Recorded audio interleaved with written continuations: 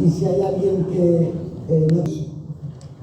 Soy Miriam Day y estoy realmente emocionado de estar aquí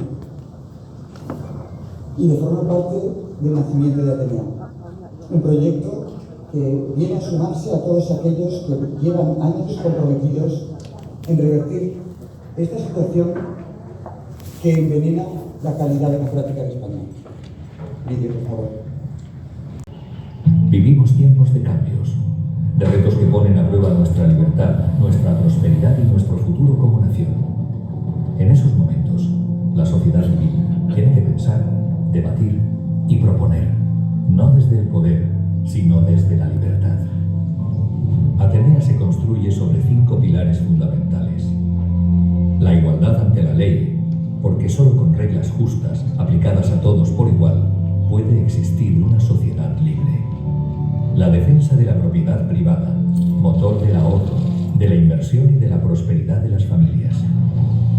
La libertad individual, el derecho a expresarse, a educar, a emprender y a decidir por uno mismo. La economía de mercado, un espacio competitivo donde el talento, la innovación y el mérito abren camino al progreso. Y la defensa de la nación española, la garantía de nuestra unidad, de nuestra soberanía y de nuestro futuro compartido. Atenea, un nombre que evoca sabiduría, estrategia y justicia, como la diosa que ofreció a los atenienses el primer olivo, símbolo de paz y prosperidad. Esta organización quiere dar a la sociedad un fruto, el pensamiento libre, responsable e independiente. La identidad de Atenea es sobria, moderna y clara. El azul refleja confianza, estabilidad y sabiduría. El beige aporta elegancia y cercanía. Una marca sólida, versátil y abierta al futuro, capaz de adaptarse a cada una de sus áreas sin perder coherencia. Atenea no es un partido político, es una asociación civil independiente, creada para pensar España desde la sociedad civil.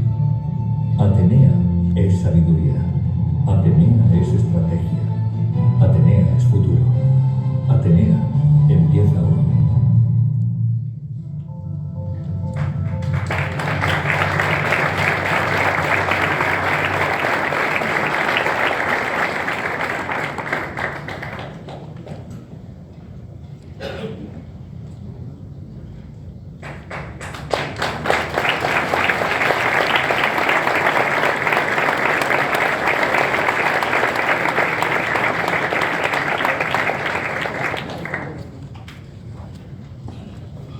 Muchas gracias a todos los que habéis venido y a los que nos seguís por streaming, y especialmente a nuestros embajadores, que a través de Atenea.org ya nos apoyáis económicamente.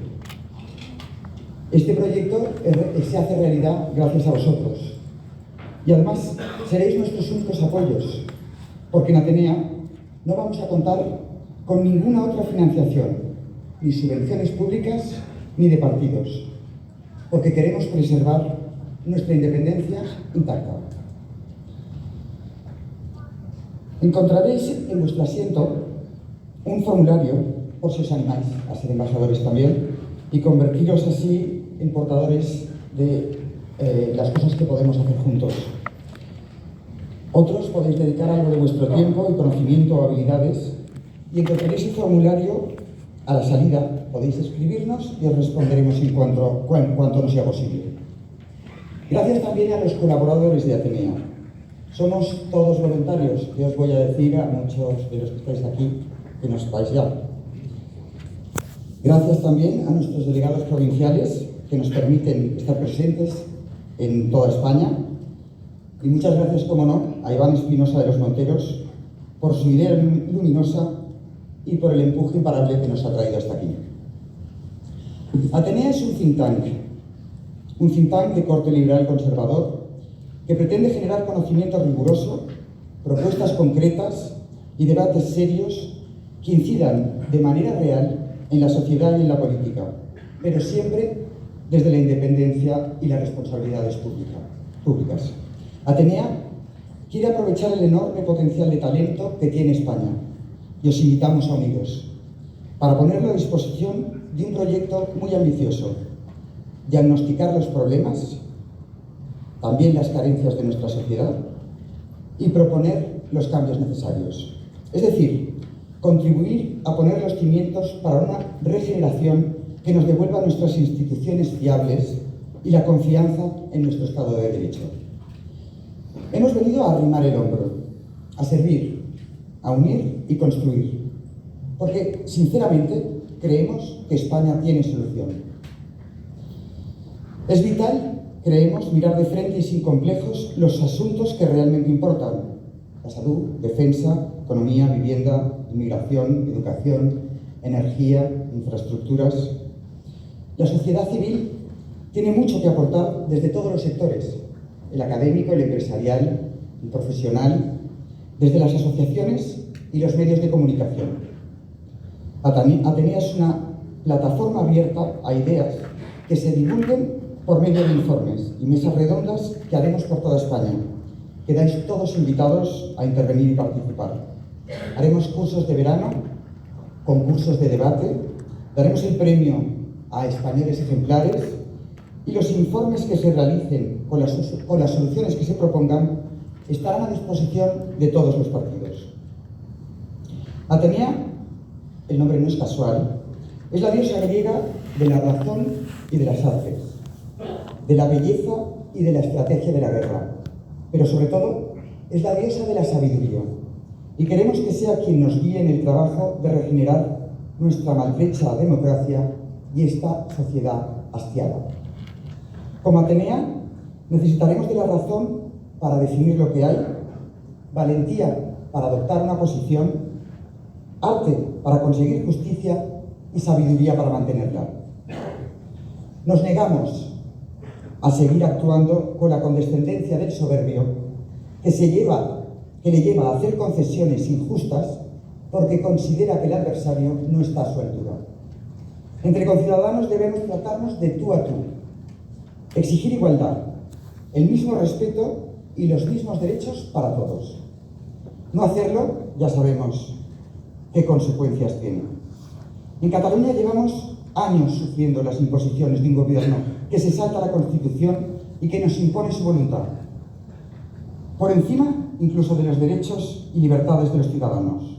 Con sus abusos e ilegalidades ha roto la convivencia, ha acabado con la igualdad y ha enfrentado a los ciudadanos. La sociedad catalana es ahora más pobre, más triste y menos libre.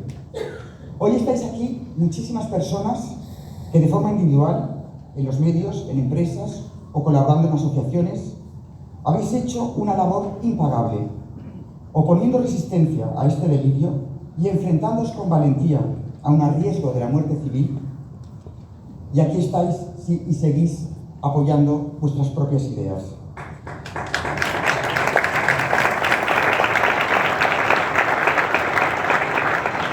Venís dando desde hace mucho tiempo esta batalla, imprescindible para asegurarnos una convivencia pacífica y en libertad. Con este proyecto queremos unirnos agradecidos a estos esfuerzos y creemos que podemos contribuir a lograrlo.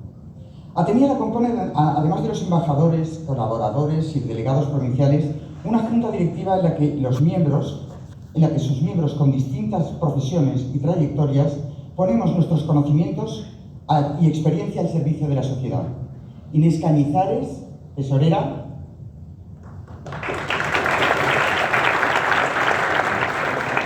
Ricardo Garrudo, vicepresidente.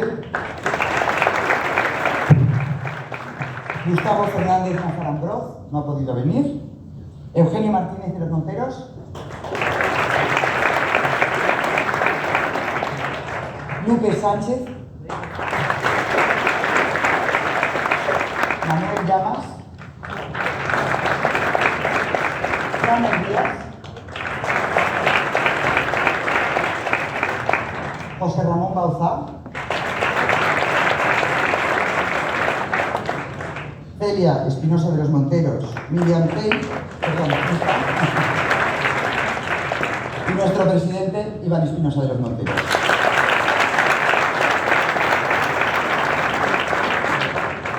Ahora vamos a dar paso a una mesa redonda de lujo en la que presentamos el primer informe Atenea. la recuperación del Estado de Derecho. Está realizado por Guadalupe Sánchez y por Sergio Velázquez Bioque. En la mesa estarán Iñaki Ellacuría, que será el moderador, periodista, ha sufrido en La Vanguardia muchos años y hoy es delegado del Mundo en Cataluña. Nunca le han parado a la hora de relatar los hechos tal y como son. José María Fuster Fabra, abogado, conocido por sus casos contra ETA, por su continua defensa de la Constitución, de las Fuerzas Armadas, de la Policía y de la Guardia Civil. Un valiente. Guadalupe Sánchez, abogada, comprometida con la presunción de inocencia, las garantías procesales y la independencia judicial. Otra valiente. Y aquí os dejo con esta mesa de lujo.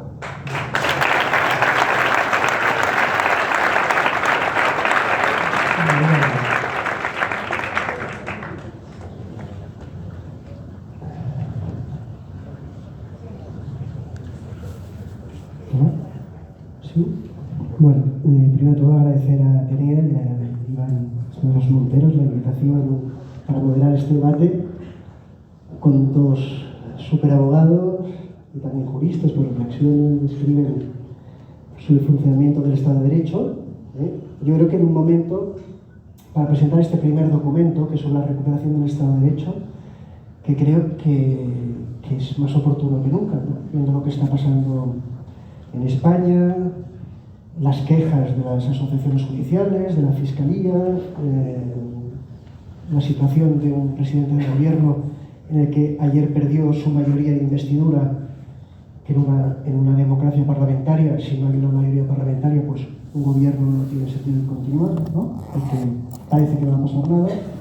Y también que se escoja a Cataluña para presentar este documento, porque si ha habido en los últimos años un ataque directo y frontal al Estado de Derecho en España, ha sido aquí, por parte del independentismo catalán, y muchas veces con la colaboración de partidos y de gobiernos en España que miraron hacia otro lado, ¿no? Para no meterse, para no oportunar, que quizás es lo que quiere hacer esta fundación, hablar de aquello que algunos no quieren hablar. Como comentábamos, Guadalupe, con Víctor Velázquez, has hecho este informe, que yo recomiendo su lectura. Es un informe suficientemente largo para tratar las cuestiones esenciales, pero muy esquemático y que aporta reformas, sobre todo factibles. Yo al leerlo decía, bueno, es que es todo de sentido común, ¿no? Tener que exponer en un documento una serie de medidas, de reformas legales, que no hace falta la reforma de la Constitución y que son de sentido común, ya nos dice un poco la situación en la que estamos, ¿no? Cuando el sentido común, lo normal, llama la atención. Para arrancar un poco la mesa, no sé, podríamos empezar, por ejemplo, ahora que se está debatiendo sobre la reforma de la instrucción de la Fiscalía, pues una de las cuestiones que planteáis es una reforma que permita no estar sufriendo lo que sufrimos ahora, ¿no? Que es una Fiscalía General del Estado totalmente partidista. Sí. Mira, yo este fin de semana leí con mucho interés una entrevista que realizó una compañera tuya, Maite Rico, al expresidente del gobierno mexicano, Ernesto Zedillo, y el titular era bastante evocador, porque lo que venía a decir es que los nuevos autócratas utilizan las reglas de la democracia para destruirla. Y esto me retrotrajo a algo que dijo Carmen Calvo en 2019, cuando era vicepresidenta del gobierno, que afirmó que las revoluciones ya no se hacen desde arriba, sino que se machacan desde el BOE. Y creo que es una frase que resume perfectamente el proceso de degradación democrática en el que vive instalado nuestro país desde hace 7 años y que, por desgracia, está reproduciendo lo que todos los catalanes que estáis aquí ya conocéis y que arrancó con el procés, que mucha gente dice 2017, pero yo prefiero hablar de 2014, ¿de acuerdo?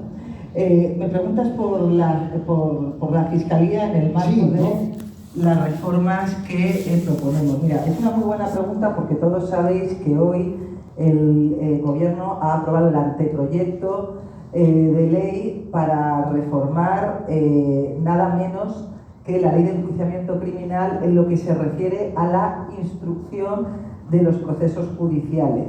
Los que no estéis familiarizados con cuestiones jurídicas, básicamente lo que quieren es que quienes investiguen los delitos de corrupción que afectan a los políticos, ya no, a todos los delitos, pero vamos a hablar de esos, ya no sean los jueces, sino que sea el Ministerio Fiscal. Es una reforma muy importante, un cambio de paradigma en España, que llevamos 40 años funcionando con el sistema de la instrucción, pero el problema ya no es tanto el cambio de paradigma y lo que va a suponer a nivel organizativo, sino la intencionalidad política que subyace detrás. ¿Por qué? Porque el Ministerio Fiscal, tal y como está configurado en nuestro ordenamiento jurídico, no es independiente. Todos los fiscales dependen jerárquicamente del fiscal general del Estado. Tal y como está configurado en la Constitución española, el fiscal general del Estado lo nombra el rey a propuesta del presidente del gobierno y oído el Consejo General del Poder Judicial, pero no es un informe vinculante, es preceptivo pero no vinculante, tal y como está configurado ahora. ¿Cuál es la situación en la actualidad? Pues bueno, cuando arrancó la legislatura, la primera legislatura de Pedro Sánchez, nombró fiscal general a una persona que sí que tenía trayectoria dentro de la Fiscalía, pero que venía directamente de ser su ministra de Justicia, la ministra de Justicia del gobierno de Pedro Sánchez, Dolores Delgado, y el sucesor de Dolores Delgado fue su ojito izquierdo, Álvaro García Ortiz, que ahora mismo, todos conocéis la actualidad política, está siendo investigado, de hecho va a ser juzgado dentro de una semana por delitos muy graves, un delito de revelación de secretos. Y además, esto es algo que siempre se nos olvida cuando hacemos referencia a Álvaro García Ortiz, es el primer fiscal general del Estado de la historia de la democracia, que llevamos ya más de 40 años, que fue declarado inidóneo por el Consejo General del Poder Judicial. Esto a veces no se recuerda suficiente. Es que es algo gravísimo, que nada menos que el gobierno de la Judicatura, el gobierno de los jueces, que es el Consejo General del Poder Judicial, declarase que el fiscal general del Estado propuesto por el gobierno no era idóneo para ocupar el cargo. ¿Qué es lo que sucede? Que eso no ha tenido ninguna consecuencia. Una reforma como la que pretende el gobierno solo es posible si se garantiza la independencia del Ministerio Fiscal. ¿Qué es lo que nosotros proponemos desde Atenea y que está detallado en el informe? Lo primero es, desde una perspectiva realista, porque ahora mismo no se dan las condiciones para acometer una reforma constitucional, desde una perspectiva realista y con la simple modificación de una ley orgánica, es decir, del Estatuto del Ministerio Fiscal, acometer una serie de reformas que garanticen la independencia del fiscal general, de forma que los fiscales que de él dependen también puedan ser independientes. Y son medidas muy sencillas, como te puedes imaginar. Primero, hablábamos del informe del Consejo General del Poder Judicial, que pase de ser preceptivo y no vinculante a ser preceptivo y vinculante. Es decir, que si al Consejo General del Poder Judicial le parece que el fiscal no es idóneo, pues no pueda ocupar el cargo. Luego, lógicamente, garantizar que no ha ocupado ningún cargo político. Es que es inconcebible que lo que pasó con Dolores Delgado y las pocas consecuencias a nivel de responsabilidad política que tuvo. Otra de las reformas que planteamos es que, ya que el nombramiento entra en vigor una vez lo nombra el presidente del gobierno, que no cese con la caída del gobierno, es decir, que su mandato se prorrogue un año más. Un total de 5 años. Eso sí, desacompasamos el nombramiento de la entrada y salida del gobierno, pero el fiscal general, una vez está siendo investigado por la justicia, tiene que cesar de forma inmediata. Ya ves que son 4 cosas muy concretas que se pueden acometer con la mera reforma de una ley orgánica.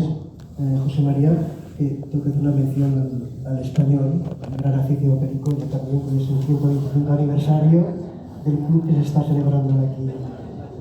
José María, antes comentábamos que en principio, esta reforma que plantean, ¿no?, que la instrucción puede llevar a la Fiscalía, es habitual en otros países, ¿no?, de nuestro entorno europeo, pero que justamente por esta anomalía española no es ni el momento ni es la reforma mejor, no más adecuada.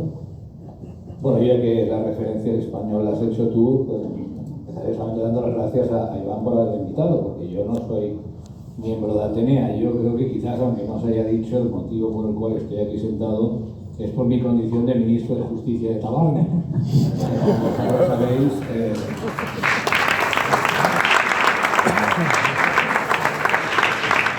proclamamos una independencia que duró un segundo más que la de Puigdemont, y nuestro presidente tuvo que exiliarse a Madrid. Bien, dicho esto, sí, vamos a ver, en Europa, y quizás en algunas películas lo hayáis visto todos, ¿no?, el sistema de instrucción, para entendernos, de instrucción por parte de los fiscales es bastante común y puede ser un sistema razonable.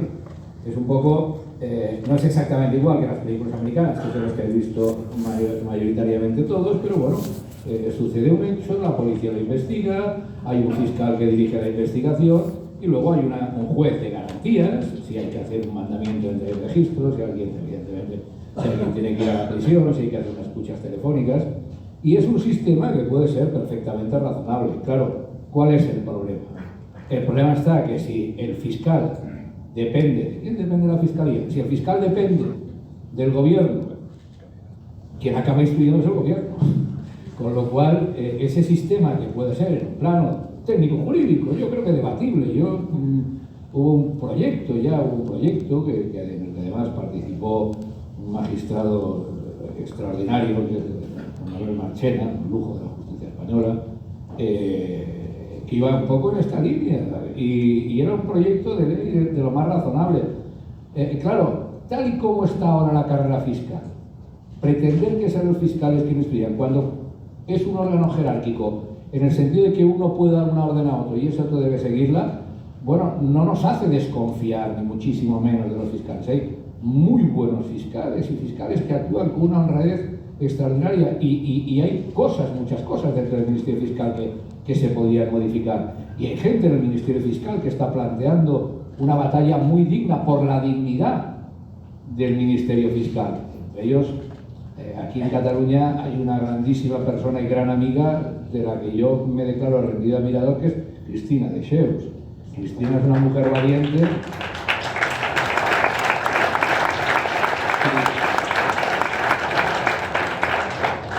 que es fiscal, y que todo lo que ella dice sobre el Ministerio Fiscal tiene un gran sentido. Es decir, para mí el debate no sería tanto, bueno, también se dice que depende de los países, porque a lo mejor en España, como no hay esta tradición, podría pasar un poco como lo del jurado, que desengañémonos, todos los abogados, lo del jurado queda muy bonito, pero todos los abogados, para que nos entra un asunto en el que puede haber allanamiento de morada, nos vamos al hurto para que no toque jurado. A la que hay un asunto de corrupción, nos vamos a prevaricación para que no toque jurado. Con lo cual, no tenemos tradición de jurado. Lo intentamos y lo medio pactamos todos, ¿no?, para evitar. No tenemos tradición de instrucción por los fiscales. Podría ser, sí, pero como estaba diciendo mi compañera Guadalupe, desde luego habría que cambiar la estructura del Ministerio Fiscal, por lo menos en lo que hace referencia a los nombramientos de los principales. El documento transmite sobre todo una preocupación, quizá por el desprestigio también que está sufriendo pues toda la estructura judicial, todo lo que es estabilidad constitucional, la Fiscalía. También es verdad, y hoy no queremos de esto, que esto es un proceso, una situación que está pasando en muchos otros países, en España evidentemente, pero curiosamente muchos gobiernos democráticos, desde Francia, pues con Estados Unidos, incluso en el Reino Unido, se están aprobando y se están aceptando sin que la sociedad civil diga nada, medidas que van contra la libertad, contra el Estado de Derecho, contra la libertad de expresión, etc. Ese documento, sobre todo, también queréis blindar un poco, ¿no?, esas instituciones, pero no con medidas, la reforma del Consejo del Poder Judicial, tenemos el reciente dictamen de la Comisión de Venecia, que va contraria a lo que está proponiendo el Gobierno de España. ¿Qué instituciones, sobre todo, proponéis blindar de la mano política? de la tentación política. Bueno, efectivamente hay una campaña de descrédito generalizada contra el Poder Judicial, ya no solo liderada por personas del entorno mediático, sino directamente desde el gobierno. Hemos escuchado al presidente del gobierno decir en prime time que hay jueces que hacen política. Y esta campaña lo que persigue precisamente es que la gente deje de confiar en el Poder Judicial, en la justicia. ¿Por qué? Porque quienes supeditan, digamos que quienes controlan, proscriben la arbitrariedad de los poderes públicos son precisamente los jueces. Entonces quieren laminar su prestigio para que desde la sociedad no se reaccione ante las reformas que persiguen colonizar también e ideologizar un poder del Estado independiente como es el Poder Judicial. Cuando hablamos de Consejo General del Poder Judicial, ¿de qué estamos hablando? Primero, no estamos hablando de Poder Judicial propiamente dicho. Poder Judicial es todo aquello que ejerce funciones jurisdiccionales, y el Consejo General del Poder Judicial ni juzga ni hace ejecutar lo juzgado, ¿de acuerdo? Pero es el órgano de gobierno de los jueces, y lo que se decide desde el Consejo General del Poder Judicial sí que tiene una trascendencia en lo que sucede en el mundo judicial, ¿de acuerdo? Todos estos son cosas muy técnicas que luego en el día a día en la calle pues la gente no comprende. Lo que comprende la gente es que abre los periódicos y se encuentra con esta batalla que estamos viendo ahora estos últimos días entre el bloque progresista y el bloque conservador del Consejo General del Poder Judicial, muy vergonzosa, sobre todo la reacción que ha tenido el llamado bloque progresista porque ha habido un par de personas, la presidenta y uno de los vocales progresistas, que se han apartado de la disciplina de bloques. Y esto es que es manifiestamente inconstitucional, Iñaki. Es que fíjate, incluso si aceptamos que el régimen de elección de los vocales del Consejo General del Poder Judicial impuesto tras la reforma de 1985 es el ideal, si hubo algo que dijo el Tribunal Constitucional para validar esta reforma, una sentencia que merece la pena leer, la 108/1986, es que la elección de los vocales no puede responder a la dinámica de bloques. Efectivamente tenemos que el artículo 122 dice que de los 20 miembros del órgano de gobierno de los jueces, 12 deben ser jueces y magistrados elegidos entre sus pares, y 8 elegidos por las cámaras, por una mayoría cualificada. ¿Qué es lo que hizo esa reforma del 85 del Partido Socialista? Lo que hizo fue decir, los eligen a todos las cámaras. ¿Le pasó la mano, como se suele decir, el Tribunal Constitucional? Sí, pero puso esa condición. ¿Qué es lo que ha pasado desde esa sentencia del 86?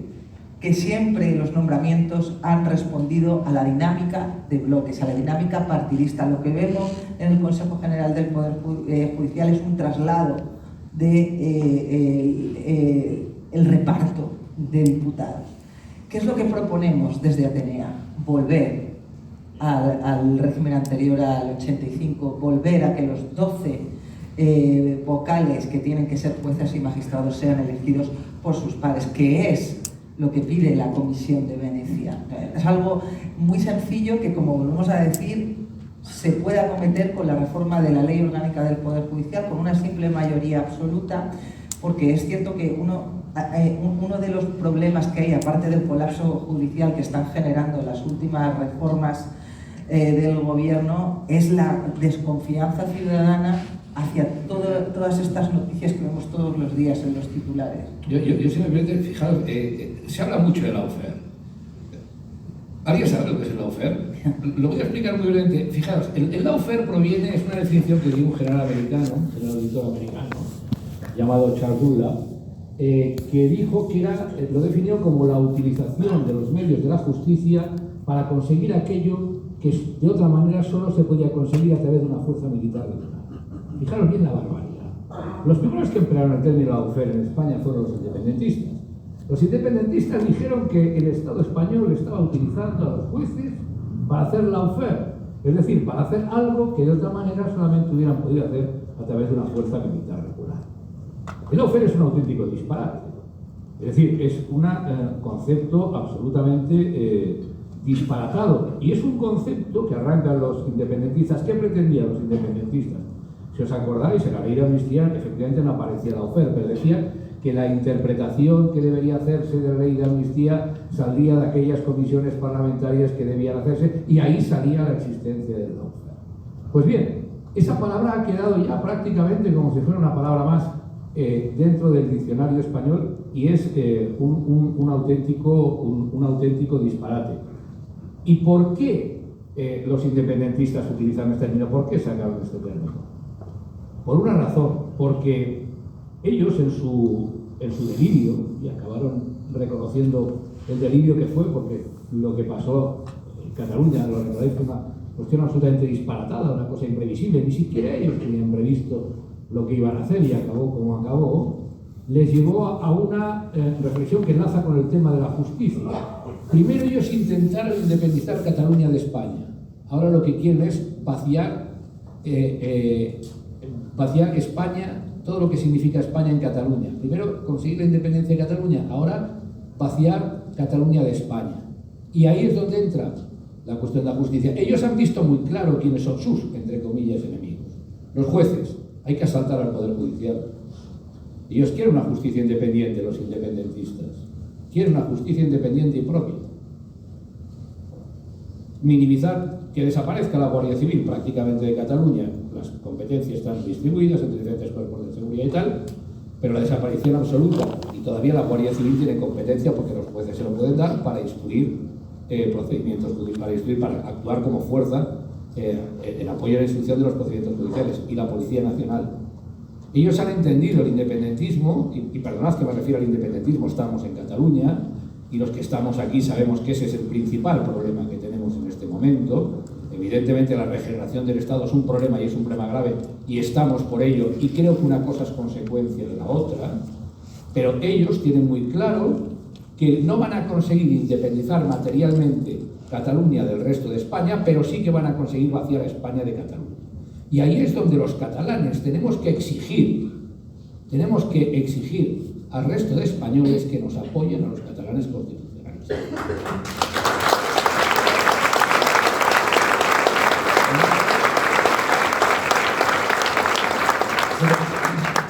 Perdona, quizás vino de tema, pero es que si no lo digo reviento. Quería comentar, yo creo que la lawfare, incluso antes fue Podemos y Pablo Iglesias exportando. Viene de Latinoamérica. De Latinoamérica. Sí, y el independentismo con la Unión. Pero hay una cosa que no has dicho, que creo, ¿por qué se ha institucionalizado el concepto? Porque el gobierno lo asume. Claro. Porque en la ley de amnistía, en el pacto de investidura del PSOE con los fuerzas independentistas, aparece al final el gobierno asume el concepto, asume el relato. Que se iban a crear comisiones de investigación en el Congreso para investigar el lawfare. Eso es una auténtica barbaridad. El lawfare al final es imputar a los jueces un delito de prevaricación. Al final es eso, supone eso. Por elevación. Es pretender que los jueces están utilizando un poder desmesurado de su fuerza para aplastar lo que ellos en su imaginario piensan.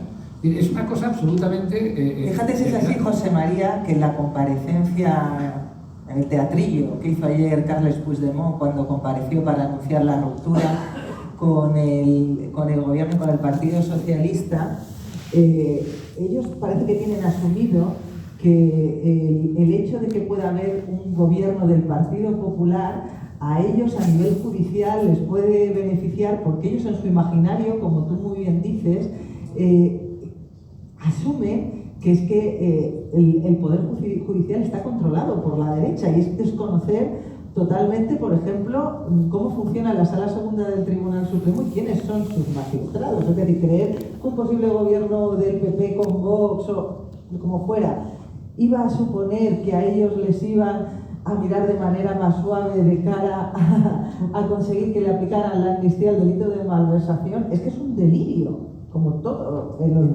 sí, en Junts hay un sector de Junts y Puigdemont empieza a pensar que con un gobierno PP nos encontrarían la oposición de los jueces, ¿no? Porque, como dices tú, este imaginario colectivo nacionalista, del juez Paco Bernabéu y conceptos así un poco raros, pues está también la idea de que todos los jueces están compinchados con la derecha. Pero os quería preguntar, ¿el desprestigio lo notáis vosotros en vuestro oficio diario como abogados? El desprestigio de la justicia, porque cada vez que hay una sentencia, ya no solo es el gobierno, pues en contra un club de fútbol, contra una empresa, contra un actor, etcétera, prácticamente dice, bueno, es que esta sentencia no tiene valor y a veces no se cumple, como pasa en Cataluña, que hay sentencias que no se cumplen y no pasa nada. Pero es que fíjate si ha llegado, el desprestigio es que ha dado un paso más allá, ya no se ha circunscrito al plano retórico.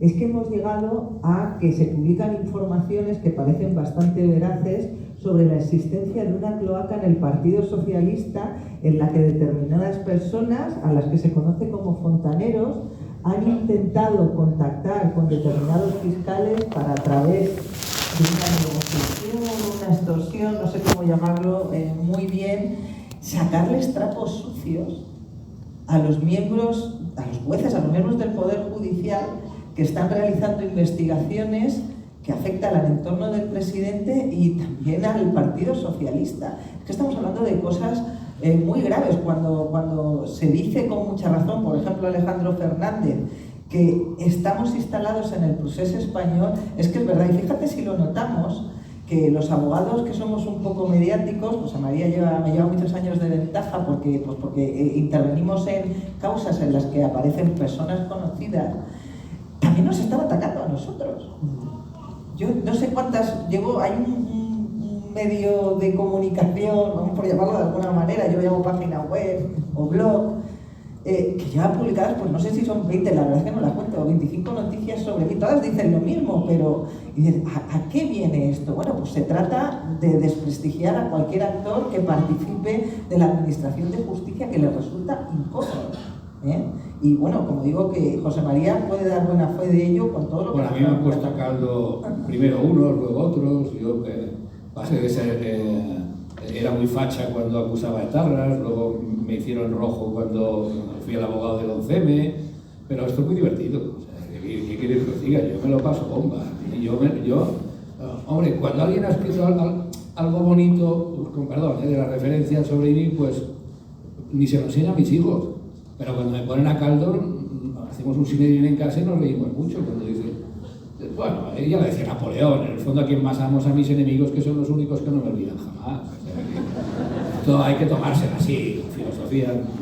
Mirad, ayer, fijaros, sabéis que yo soy Perico Acérrimo, pero soy el abogado de Bartomeu, y ayer tuve un juicio contra Roures, ¿no? Y Bartomeu es un tipo que tiene un sentido de humor extraordinario, y dijo, bueno, si usted ha dicho todo esto, y lo dijo delante del juez, dice, es que acuérdese que a mí todo el mundo me llama Novita. Y me lo toma a risa. Quiero decir que, Lupe, se nota, y cualquiera que lo vea aquí, que tú eres mucho más joven que yo, pero de verdad que te deseo muchas críticas durante toda tu vida. Te las deseo fervientemente de todo.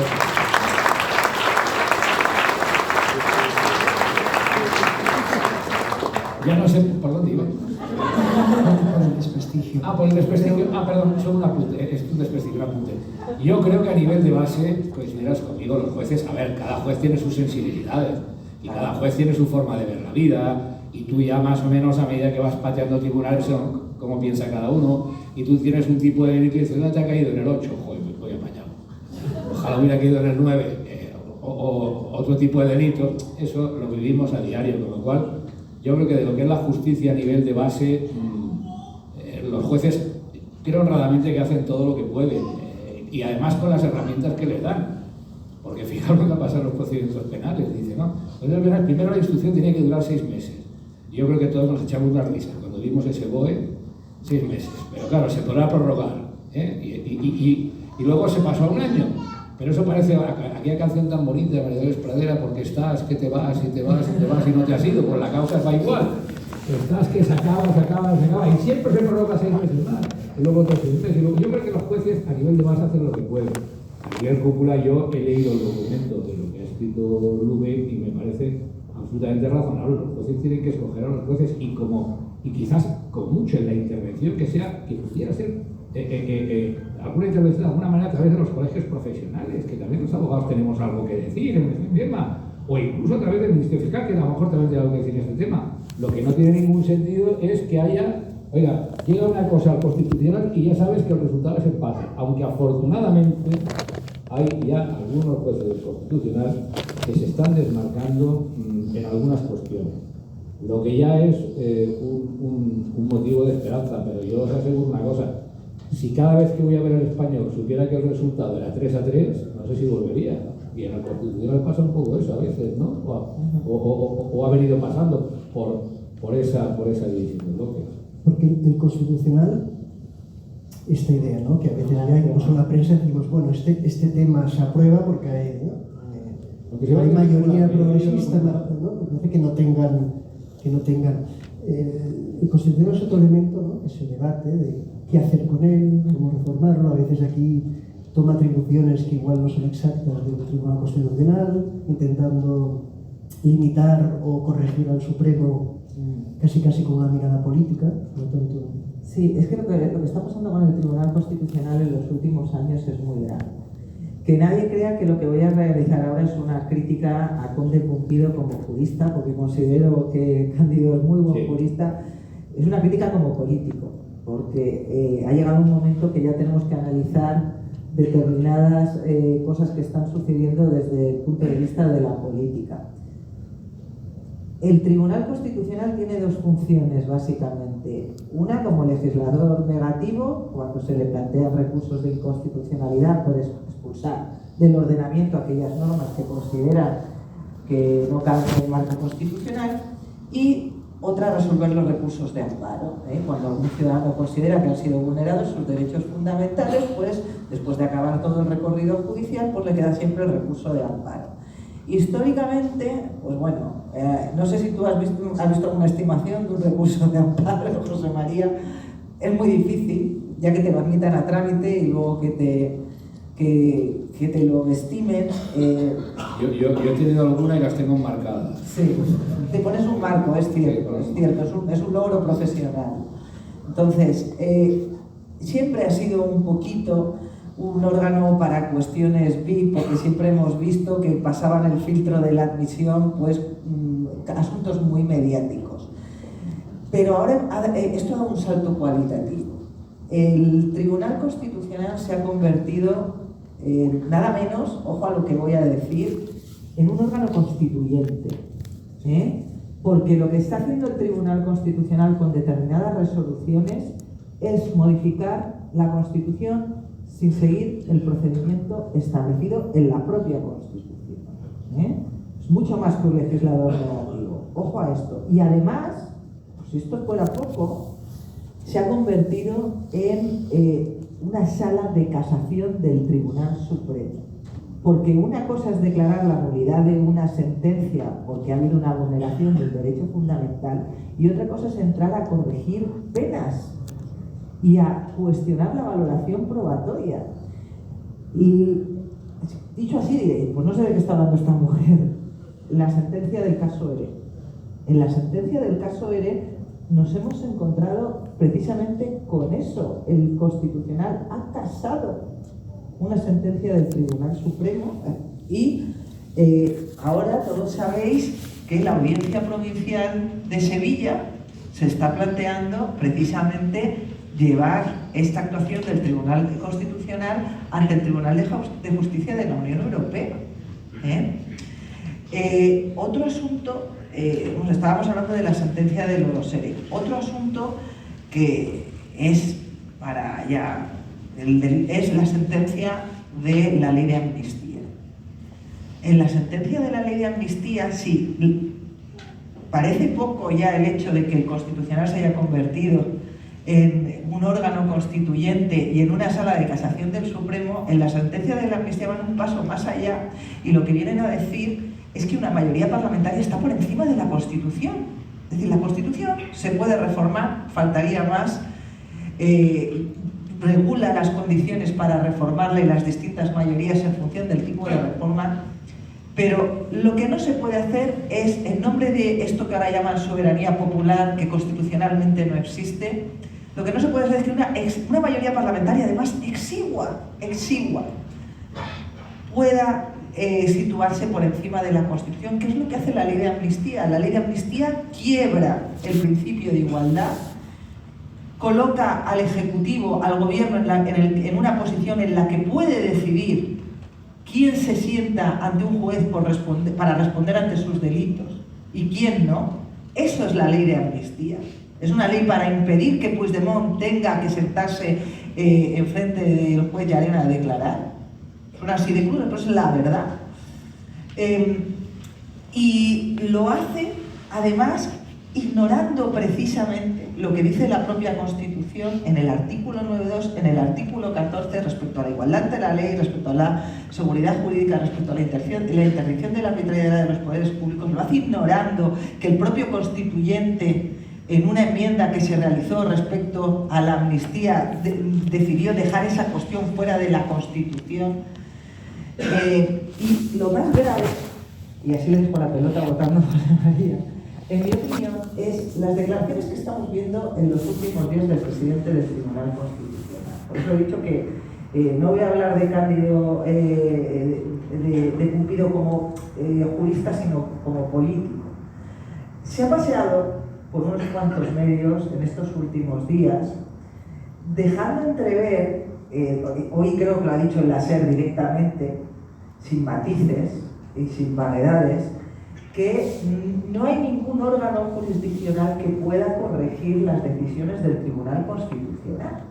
Y esto lo ha dicho en un momento muy delicado, porque todos sabemos que ya han admitido a trámite el recurso de amparo de Puigdemont sobre la aplicación o no aplicación de la ley de amnistía al delito de malversación, porque Puigdemont está muy cabreado, pues esa ley se hizo para él y justo va a ser él el único que no se va a poder beneficiar de la amnistía. Ya sabemos incluso cuándo se va a resolver. No sé si se lo habían visto tú alguna vez, José María, en meses. O sea, se ha admitido hace una semana y vamos a conocer la decisión antes de primavera. Antes de primavera. Y en ese sentido te recordaría las declaraciones del ministro Campo de Justicia cuando estaba aún de ministro del Congreso, que se le escapó y dijo que estamos en un proceso constituyente. Lo dijo el propio que ahora está en la Constitución. A veces el subconsciente... Y ahora estamos en Constitución. ¿Te enviaba una pelota así un poco envenenada, Lupe? No, nada. A ver, la pelota era sobre el Tribunal Constitucional. Fijaros, en España con la ley de amnistía y con la sentencia constitucional pasa una cosa muy buena. Es decir, el Supremo dicta una sentencia con la cual, bueno, se puede estar de acuerdo, no se puede estar de acuerdo en algunos de los puntos. Fue una sentencia de consenso y para mí es globalmente una sentencia buena, muy buena. Bien. Entonces, ¿qué es lo que pasa? Hay determinados políticos a los que la sentencia, digamos, no les va bien. Por un lado tienen instrumentos, los indultos, y luego, claro, como todo es suficiente, pues nos vamos a la ley de amnistía. Entonces, cuando en la ley de amnistía, ¿qué pasa en paralelo? Oiga, mire, como este delito, el de malversación, no encaja exactamente, cojo, pum, y lo reformo. Y ahora pretendo definir la malversación como una cosa que no es exactamente malversación, pero que sí, pero que solo es cuando tal no sé qué. Bueno, yo de eso sé menos, pero de terrorismo fui al Tribunal de Justicia de la Unión Europea. España ha hecho un descubrimiento extraordinario. ¿Ustedes saben que en España hay un terrorismo que no vulnera los derechos humanos? Es muy gordo esto. Es muy gordo, porque es lo que decía, a ver, vamos a ver. No serán amnistiados los delitos de terrorismo que vulneren los derechos humanos. Aquí me quedo, es una auténtica barbaridad. Claro, tú vas al TJUE, estuve hace poco en el TJUE en Luxemburgo defendiendo el hecho de que la Unión Europea no puede permitir que haya una amnistía por el terrorismo, pero claro, ahí estaba la Fiscalía de la Audiencia Nacional, la misma que había calificado a los terroristas de los CDR con un total de un montón de años de prisión. Ahí se levantó la Fiscalía diciendo que no, que esto no era exactamente lo que decíamos, que si blanco, que si negro, la abogacía del Estado igual. Y ahí estaba ese pobre desgraciado que además, como tuve que pagar los billetes de mi propio bolsillo, me llevé a mi mujer y mi hija para que conociera Luxemburgo, por lo menos hicimos un poco de turismo, porque como no tenemos recursos, como no tenemos medios, como no tenemos nada, encima nos tenemos que pagar los billetes nosotros para defender a España allí en Estrasburgo, en Luxemburgo, diciendo, oiga, perdone, vamos a ver, señores jueces, ¿ustedes de verdad se creen que del TJUE que no hay un terrorismo que no vulnera los derechos humanos? ¿Ustedes se creen que se puede amnistiar por razones políticas y por razón de conveniencia política? Porque usted, señor juez italiano, o señor juez francés, se puede encontrar, por ejemplo, que en Córcega haya una minoría corsa influida por islamistas radicales que necesiten los votos de los islamistas radicales para conseguir el gobierno, y en ese caso usted legitimaría que se amnistiase a islamistas radicales que pudieran estar en contacto con Hamas. Bueno, en España hemos hecho una serie de inventos jurídicos, sería larguísimo. Coincidiríamos, yo creo que Lupe y yo nos podríamos quedar aquí a cenar y a desayunar hablando de las barbaridades jurídicas que se han hecho en España. Y todo arranca del concepto de lo que decir desde Atenea, es que el Estado de Derecho, el Estado de Derecho se ha convertido en un instrumento del poder. Había pasado puntualmente, históricamente, en España, en algún momento, en la España democrática, en el que había habido un abuso por parte del poder del concepto de Estado de Derecho. Pero es que ahora el Estado de Derecho está sometido al poder político y punto. Ya lo ha dicho Pedro Sánchez, diga, si yo tengo que gobernar sin el Parlamento, pues el gobierno sin el Parlamento. Ya está. Y si no puedo aprobar leyes, pues no las apruebo. Y ya está. Comentabas el TJUE, hubo un momento en que el independentismo vendió, ¿no?, el desprestigio de la justicia europea, española en Europa. Es verdad que con el tema de las extradiciones, pues hubo victorias parciales del independentismo o decisiones de Alemania que eran incomprensibles, pero ¿qué sensación, ¿no?, los últimos que queda ahí la lucha en el TJUE, qué sensación creéis que puede tener en las últimas reclamaciones, ¿no?, que espera Puigdemont? Hombre, si yo habiendo estado ahí solo contra el mundo, encima consigo que el TJUE tumbe lo del tema del terrorismo, vamos, me voy a autoorganizar un homenaje, estáis todos invitados, donde hablaré yo bien de mí mismo. Porque vamos, hemos tenido ayuda cero, hemos peleado lo que hemos podido los compañeros de Sociedad Civil Catalana en el tema de la malversación y la Acción Catalana de Víctimas del Terrorismo. Otra cosa curiosa que pasa en España, esta asociación que no quiso sumarse al Prusés, y como no se sumó al Prusés perdió todas las subvenciones, llegó a Madrid y dijeron no os damos apoyo porque como sois una asociación autonómica, con lo cual aquí no nos dan subvenciones porque no nos sumamos al Prusés, y en Madrid no nos dan subvenciones porque somos una asociación autonómica. Bueno, ahí está la asociación de despacho. ¿Cómo lo verías tú? Bueno, muy brevemente, la posición en el procedimiento que está en curso en el Tribunal de Justicia de la Unión Europea, la posición de la Comisión Europea ha sido demoledora. Ha hablado de autoamnistía, ya que José María quiere hablar bien de sí mismo, yo voy a hablar ahora bien de mí misma, porque yo en el mes de octubre de 2023, mucho antes de que se aprobara la ley, escribí en Objective un artículo desarrollando por qué esta ley de amnistía en el fondo suponía una autoamnistía. Es que fijaros que la ley de amnistía dice cosas tan perversas, tan peligrosas, que por lo que ha generado la ruptura de la paz social en Cataluña es el cumplimiento de las resoluciones judiciales. Es decir, están diciendo que la paz social en un territorio depende de que se ignore a los jueces. Entonces, en el tema del Tribunal de Justicia de la Unión Europea, creo que en breve va a informar el abogado general. Sí. Ahí vamos a saber seguramente cuál va a ser la decisión del tribunal. Y esto enlaza con lo de Cumpido que yo te comentaba, porque ¿qué va a pasar si el Tribunal de Justicia de la Unión Europea dice que efectivamente la ley de amnistía contraría los tratados, contraría el artículo 2 del Tratado de Roma? En ese momento está corrigiendo al Tribunal Constitucional. Y Pumpido ha dicho que a él no lo corrige nadie. Se puede entender, eso ha dicho, también se puede entender que las palabras de Pumpido iban dirigidas al Tribunal Supremo para que no plantee una cuestión prejudicial, porque en el momento que se plantea una cuestión prejudicial, y aunque han intentado que no tuviera efecto suspensivo, digamos que queda todo en suspenso, porque el Tribunal Supremo puede considerar que la decisión que toma el Tribunal Constitucional es contraria al derecho de la Unión Europea, y esperar a que lo resuelva el Tribunal de Justicia. Yo digo, vamos a salir de dudas muy pronto, vamos a ver qué es lo que dice el abogado general, porque la decisión del tribunal seguramente va a ir en la línea con el informe del abogado. Si la ley de amnistía queda tocada, consideras conmigo, Lupe, que si la ley de amnistía queda tocada con la resolución del TJUE, aquí puede haber un auténtico problema. Ese sí que va a ser un gran problema. Ahí sí que se van a encontrar con un gran problema. Claro que si la filosofía es por encima mío no hay nadie, yo gobierno como quiero, pues bueno, claro, este tipo de situaciones, pero ahí sí que habrá que estar muy atento a qué es lo que resuelve. Estaremos atentos a este escenario de futuro casi inmediato que planteáis. Hemos cumplido el tiempo, yo creo que, como has dicho, que podéis estar aquí desayunando, pues habrá que hacer otra mesa parecida a esta. Y os agradezco vuestra intervención. Y ahora es el turno de Miriam, ¿no? De Miriam.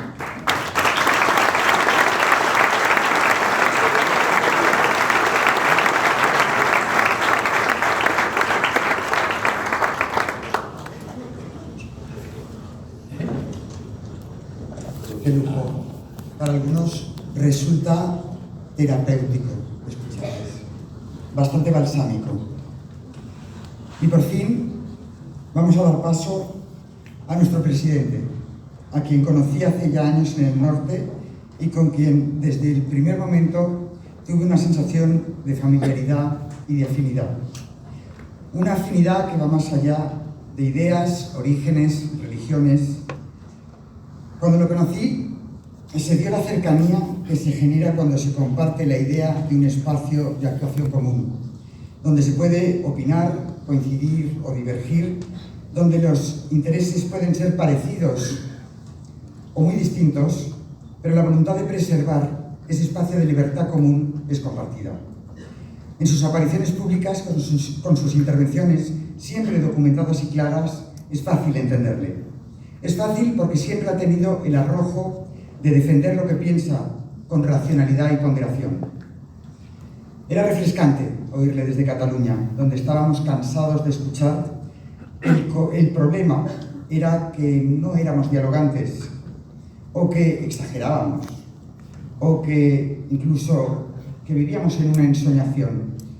Iván tiene los dones necesarios del líder: firmeza y flexibilidad, moderación y valentía, claridad de ideas y capacidad de escucha. Iván, quiero darte las gracias por permitir que me embarque en un proyecto tan ilusionante. Estoy segura de que Atenea va a motivar y llenar de esperanza a muchas personas que llevamos años tratando de construir una España mejor.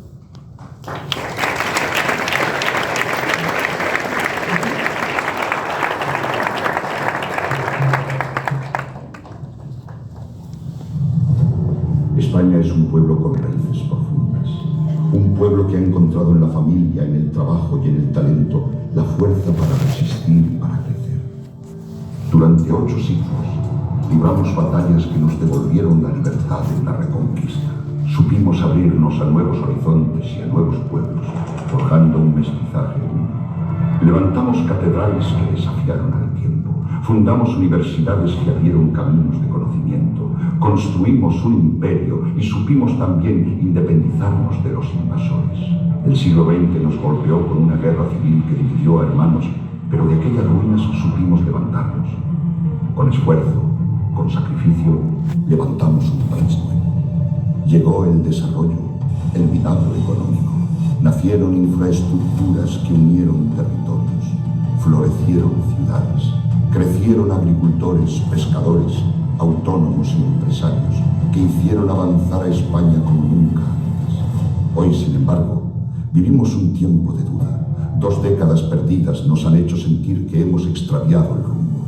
Vemos conflictos que nos afectan, el separatismo que divide, una juventud que lucha sin horizonte, familias que no alcanzan una vivienda, fronteras abiertas que ponen en riesgo nuestra convivencia. Hemos visto gobiernos sin dirección, incapaces de dar respuesta a lo que este país necesita. Y sin embargo, España nunca se ha rendido. Porque en nuestra tierra sigue latiendo la esperanza. Porque cada generación que parecía condenada supo volver a empezar. Porque este país ha demostrado una y otra vez que, cuando todo parece perdido, es capaz de renacer con más fuerza. España puede volver a ser una gran nación, y lo será. Si aplicamos cambios y reformas que son necesarias para volver a prosperar, para eso nace Atenea, para recuperar la confianza, y demostrar que España puede y debe aspirar a más. Hagámoslo juntos.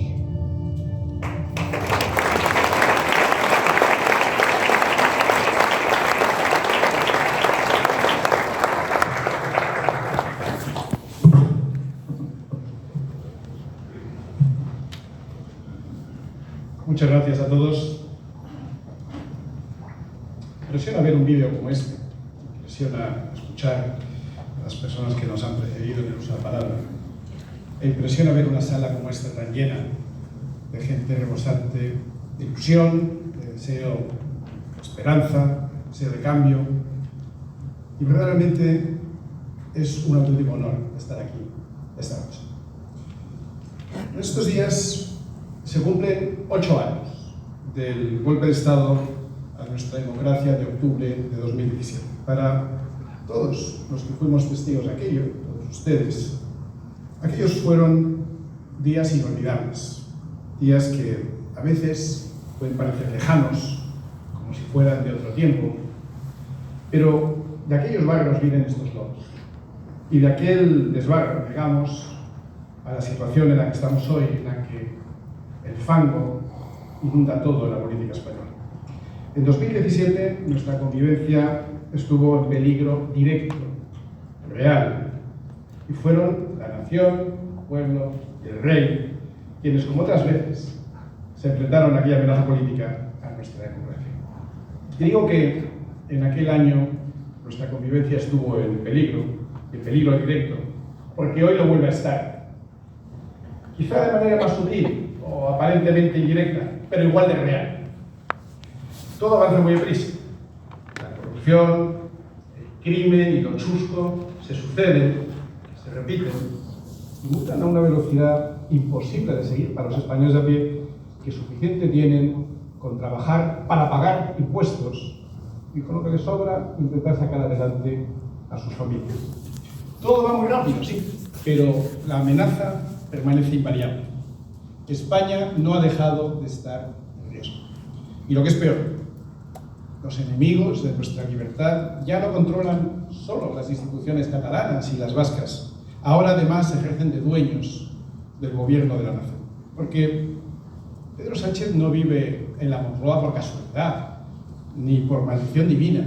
Sánchez habita la Moncloa como consecuencia del pacto estable entre el Partido Socialista y todos los enemigos políticos de España. Sánchez es la cabeza de un frente popular del siglo XXI, coordinado por el PSOE desde la presidencia del gobierno. Por eso, hoy, frente a la amenaza a las instituciones, desde las propias instituciones, hoy la sociedad civil se revela más necesaria que nunca. Y la cooperación entre diferentes como el método más seguro para recuperar el sendero del sentido común y enderezar el rumbo torcido que lleva España ya desde hace demasiados años. Hoy presentamos a Atenea convencidos de que la colaboración entre plataformas independientes entre sí y de estas con los partidos políticos, al menos con los partidos que se dejen ayudar, es el camino natural para favorecer en nuestra nación un espacio de convivencia y de disrupción creativa para generar cambios importantes que España necesita desde hace tiempo. Porque dentro de 2 años como mucho, me gustaría pensar que es menos, veremos a un nuevo gobierno tomar posesión y creo que todos deseamos que lo lidere un presidente distinto del actual, ¿no? ¿O no? Porque tampoco se ha equivocado la sala. Claro que sí. Y salvo que pasen cosas que hoy no son previsibles, ese gobierno no estará respaldado por un solo partido con mayoría absoluta.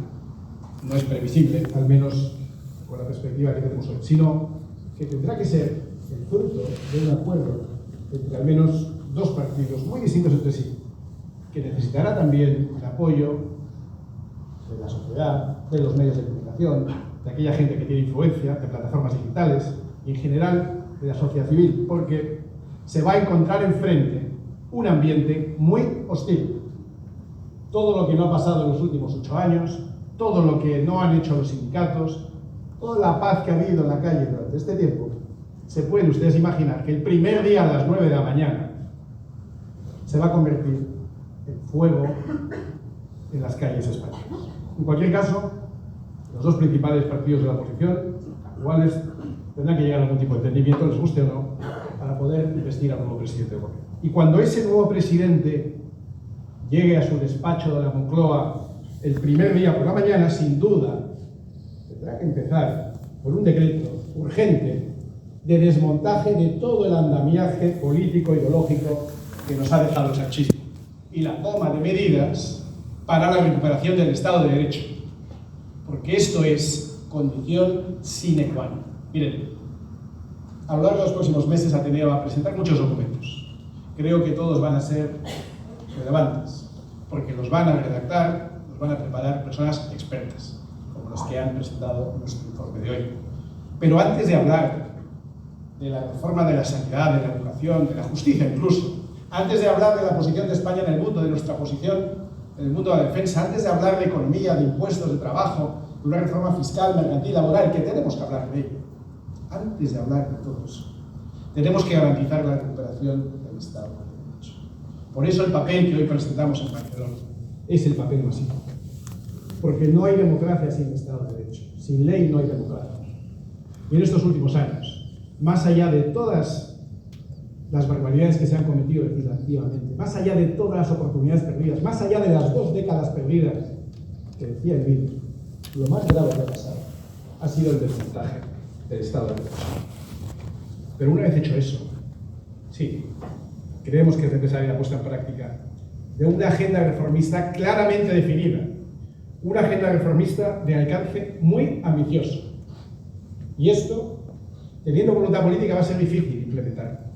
Pero como no haya voluntad política, va a ser absolutamente imposible. Y nos podemos ver en pocos años con un gobierno nuevo en una situación muy parecida a la que estamos hoy. Porque sustituir a Sánchez es algo que desea más de la mitad de la población española. Pero eso constituye lo que en matemáticas se conoce como una condición necesaria, pero no suficiente. Además de lograr que las urnas señalen a Sánchez el camino de salida, quién sabe, una hipotética moción de censura, improbable. Ahí quiero ver a Puigdemont. Pero en fin, cuando se le muestre a Sánchez el camino de salida, es necesario aparecer con un programa ya preparado de importantes cambios que genere ilusión en la población española. Y Atenea, desde luego, quiere contribuir a ese esfuerzo. Quiero en este punto saludar y agradecer la presencia de muchas personas que han dado la batalla desde Barcelona, desde Cataluña, durante muchos años. Mucha gente que se ha sentido, y se sigue sintiendo, abandonada. Abandonada por sus compatriotas, abandonada por sus políticos, abandonada en muchas ocasiones por el resto de España. Gracias a todos por vuestra lucha. Gracias por vuestra constancia. Gracias por vuestras convicciones. Y gracias por seguir. Y quiero agradecer también a un número cada vez más grande de jóvenes, organizados en distintas agrupaciones estudiantiles, que están renovando la fe y la esperanza que tenemos en nuestros más jóvenes. Gracias y esperamos poder colaborar con todos vosotros. Por cierto, y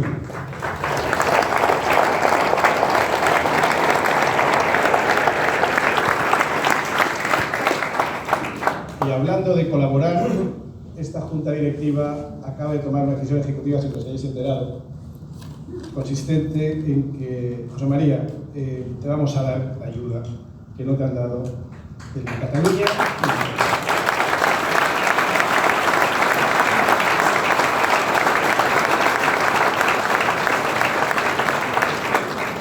Si quieren ustedes contribuir a este esfuerzo, tienen abierta nuestra página web, donde se pueden dar de alta como embajadores, o pueden hacer las donaciones que deseen, pero desde luego la causa que José María hoy ha estado señalando y la falta de apoyo que ha visto en las instituciones catalanas y madrileñas, por lo menos hoy va a tener como contrapeso un pequeño granito de arena, que como dicen, grano nace granero, pero ayuda al compañero. Hoy, José María, te podemos decir que te vamos a ayudar con tu causa, tenlo absolutamente claro. Porque Atenea ha nacido para ayudar a una España mejor, para ensanchar nuestros horizontes, para sumar con el esfuerzo de muchos, para incorporar a gente con talento y para dar voz a quienes saben identificar los problemas de hoy y a quienes ofrecen soluciones sensatas. experiencia en el sector privado o desde su trayectoria en la administración pública, con el bien común de nuestra nación como único objetivo y la dignidad del ser humano como medio. No se trata de ocupar un lugar entre un partido político u otro, ni mucho menos de acoplarse a ninguno de ellos, sino de elevarnos por encima de la bronca cortoplacista, de los debates estériles que han bloqueado durante demasiados años el desarrollo necesario para generar prosperidad entre los españoles. Atenea ha nacido para dar impulso a una alternativa democrática al gobierno actual, al Frente Popular del PSOE y de sus socios. Y en ese esfuerzo es evidente que los partidos políticos son necesarios, pues son la forma de organizar nuestra democracia o nuestra política. Por eso hemos venido a colaborar con todos los que se sitúen lejos de la izquierda y del separatismo.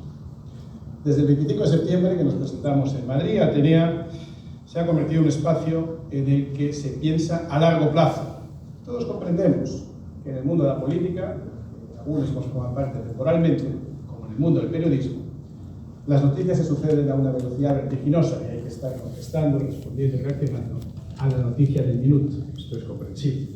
Pero en Atenea estamos también para pensar en las ideas, las mejores ideas para España, en el largo plazo, pensando y mirando al futuro con un poco más de visión.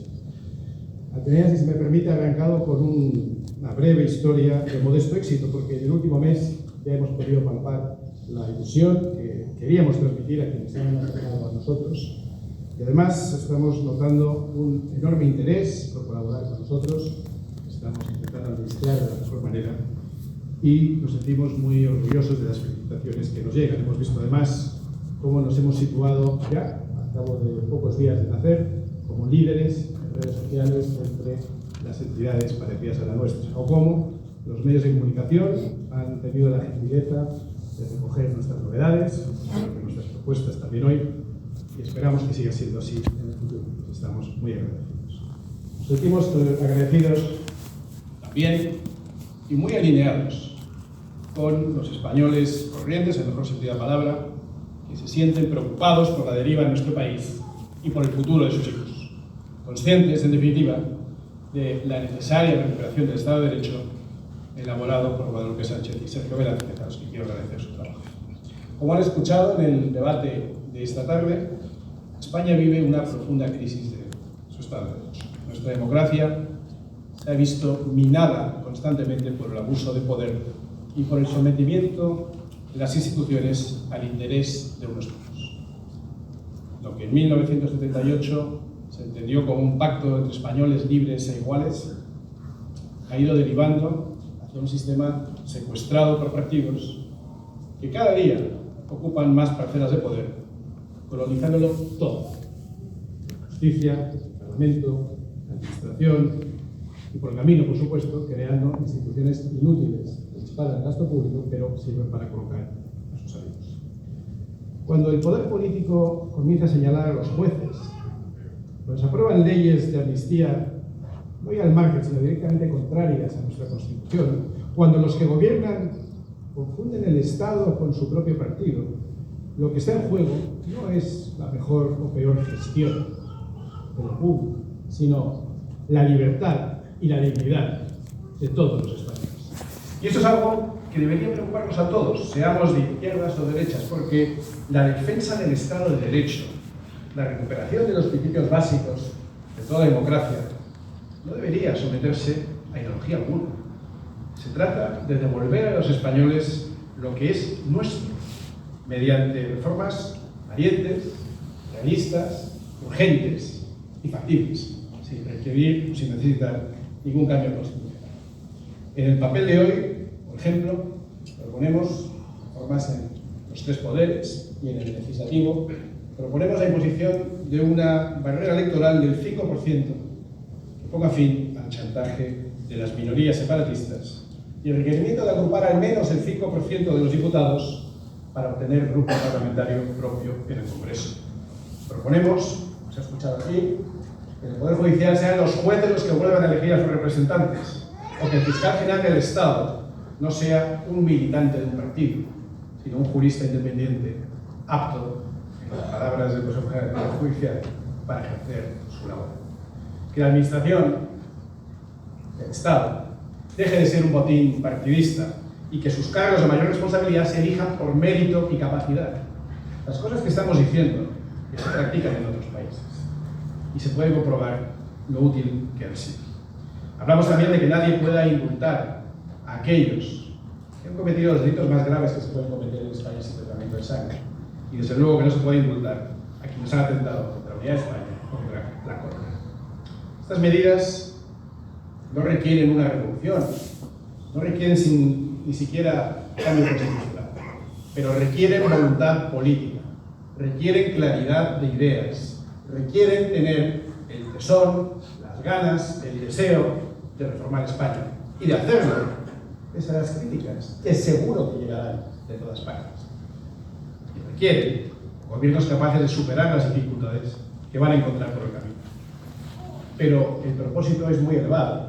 El propósito al que queremos contribuir sin duda es el restaurar el Estado de Derecho, el de devolver la dignidad a las instituciones y garantizar que España sea una democracia real, sin partidos omnipresentes ni territorios privilegiados. En una ocasión le pregunté a la entonces vicepresidenta del gobierno, Carmen Calvo, qué pensaban hacer para devolver el prestigio de las instituciones. Y me contestó, tuve que darle razón, porque me dijo: señor Espinosa, desde que estamos en el gobierno, las instituciones no tienen ningún prestigio. Tuve que decir, pues tiene usted toda la razón, señora vicepresidenta, estamos de acuerdo. Desde que han llegado al gobierno, no tienen ningún prestigio. Que hayamos presentado este papel hoy aquí en Barcelona, evidentemente no es casual. Y como decía José María José Fabra, en Barcelona es uno de los sitios en Cataluña donde más se han conculcado los derechos de los españoles. Barcelona ha marcado el camino al resto de España en muchos momentos de nuestra historia.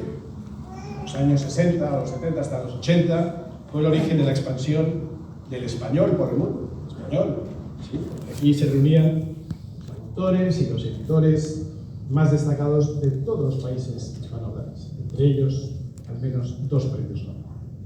En los 90 es claro que Barcelona fue el epicentro de la apertura de España al mundo con los Juegos Olímpicos del 92, que tuve la fortuna de conocer en directo y que fueron sin duda los mejores de la historia y fueron un ejemplo imborrable de un país que invertía esfuerzos en proyectos comunes y que contagiaba ilusión consigo mismo, orgullo de su presente y de su pasado, y con una esperanza de un futuro compartido.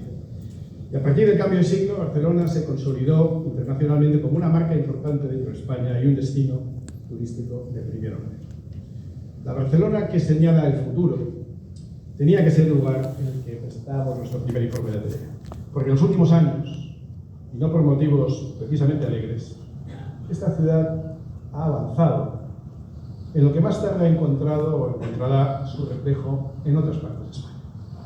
En esta tierra, los que aborrecen que todos seamos iguales ante la ley, llegaron primero al poder y lo ejercieron hasta el punto de llegar a pactar con los asesinos de ETA que estos no mataran en Cataluña a cambio de la colaboración del separatismo con la banda y sus fines. Una alianza a la que entonces parecía imposible, pero no tardaría en sumarse el Partido Socialista. Mientras, la dictadura blanca, de la que advirtió Tarradellas, se extendía por toda Cataluña, pactando con asesinos, creando sucursales fuera de España, dando golpes de Estado o colocando a Sánchez de la Moncloa. Y a todo esto, la dictadura nueva del Islam radical crecía en silencio bajo su protección. Inmigrantes que no hablaban español, puestos a aprender un idioma, optarían por el catalán, ¿no? ¿Qué podría salir mal? Pues todo ha salido mal. Algún conseller de aquella época me ha llegado a reconocer, no hace mucho, en privado, que se equivocaron y que ahora lo están pagando sus hijos. Pero no solo sus hijos, los hijos de todos, que son las consecuencias a muy corto plazo de unas políticas descabelladas. Hace 5 años, otro amigo, hoy presente en esta sala, se lamentaba diciéndome que en Barcelona les había caído la triple vírica, porque tenían a los comunes en el ayuntamiento, a RBC en el gobierno y a Pedro Sánchez en la Moncloa. La verdad es que una vez que escuché aquello no se me ha podido olvidar. Los tiempos han cambiado ligeramente, pero yo no veo que la situación del paciente haya mejorado mucho. Hoy, en Barcelona, como en decenas de municipios catalanes, la inmensa mayoría de sus nuevos habitantes son extranjeros. Aquí suponen el 62,5% de los jóvenes entre 16 y 24 años de edad y el 77,4% de los menores de 16 años. El 77,4%. Una nueva población desarraigada llega a un ritmo inasumible para la población autóctona. Y llega sin que las instituciones, las infraestructuras, el mercado de trabajo o la vivienda se hayan adaptado al cambio. Porque nuestros políticos, nuestros gobernantes, han sido doblemente irresponsables. Han disparado primero la llegada masiva de una inmigración descontrolada. Y luego no han puesto los recursos necesarios para ajustarse a las consecuencias de su propio disparate. Porque es un disparate.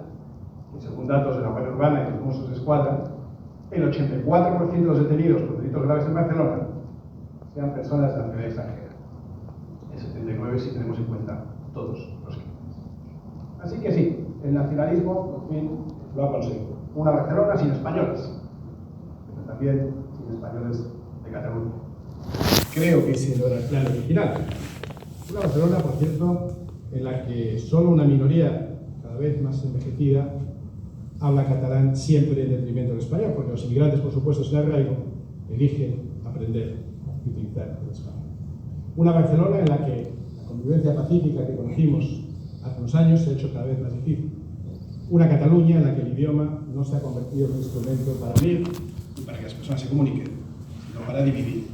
Y dividir además entre buenos y malos. La deriva es tan evidente que buena parte de la sociedad existe casi paralizada, anestesiada, indefensa.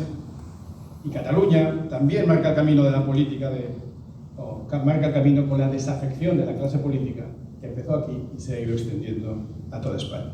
Aquí, a pesar de todo, la abstención sigue siendo enorme. La abstención en las elecciones que se producen. Y eso es una enorme oportunidad porque los problemas son claramente identificables, son muy evidentes y la desilusión es tan profunda que hay muchas oportunidades de mejora. La principal amenaza para España hoy, sin duda, es el gobierno. Con el PSOE no hay acuerdo posible. Y eso comienza a entenderlo hasta Puigdemont. Le ha costado.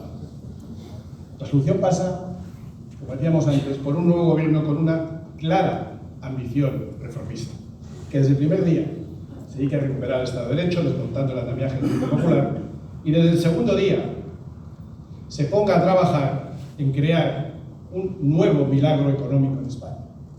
Algo parecido, aunque sea remotamente parecido, a lo que conocieron nuestros padres y nuestros abuelos en los años 60, 70, que no estuvieron tan mal tampoco en los 80 y los 90. Imaginemos ahora un nuevo gobierno capaz de atraer a gente que sepa cómo aplicar las reformas que necesita España y que esté dispuesta a hacerlo, si se le permite, sin demasiadas interferencias políticas. Pensemos en hombres y mujeres que miran al futuro con optimismo, que no buscan la división, sino la suma. Gente capaz de contribuir a sacar a España adelante con miras a los siguientes 15, 20 o 25 años, para que el Estado pase de ser una carga a ser un factor competitivo, para que pase de ser la causa de los miedos y frustraciones a ser un apoyo para las pymes, nuestras empresas medianas, que ayude a generar un tejido empresarial que a su vez amplíe la base de cotización.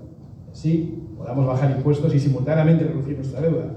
Imaginemos todos un nuevo Estado rediseñado desde el principio para asistir, no maltratar al ciudadano autónomo, al pequeño y mediano empresario, en lugar de uno que se dedica simplemente a operar desde la desconfianza, la sospecha y el afán recaudatorio. Voy a concluir. Atenea aspira a recuperar la confianza de los españoles y a demostrar que España puede y debe aspirar a más. No creemos en el pesimismo y en la resignación. Sabemos que es posible recuperar la apreciación de la importancia de la labor de nuestros políticos y volver a dotar de prestigio al servicio público, porque es un servicio verdaderamente en nombre del conjunto de la nación. Es necesario, eso sí, empezar a atraer a los mejores, si es temporalmente mejor, y darles la oportunidad de devolver a su país algo de lo que han recibido. España es mucho más grande de lo que algunos creen y otros no nos quieren hacer creer. Tenemos historia, talento, creatividad y capacidad de trabajo. Somos un pueblo que nunca se rinde. Nos falta un poco de confianza en nosotros mismos y unas instituciones a la altura de lo que merecemos, lideradas por personas capaces, honradas y comprometidas. No es tan difícil. Los que ya tienen cierta edad saben que lo hemos tenido en el pasado no tan lejano. En Atenea no estamos aquí para repetir diagnósticos. Desde luego, no venimos a insultar, sino a recuperar el diálogo y el respeto en la vida pública.